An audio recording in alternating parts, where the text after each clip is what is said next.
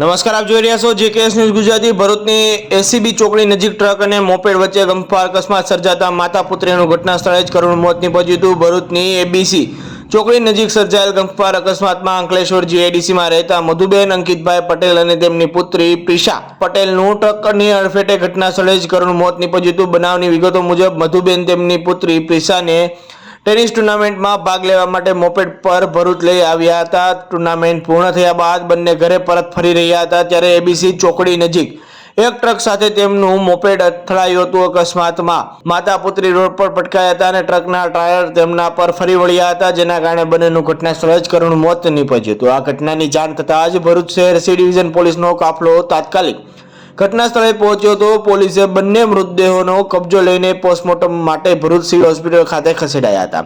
આ દુર્ઘટનાની જાણ થતાં જ પરિવારજનો પણ તાત્કાલિક ભરૂચ સિવિલ હોસ્પિટલ ખાતે દોડી આવ્યા હતા। જેકેએસ ન્યૂઝ સાથે કેતન મહેતા, ભરૂચ।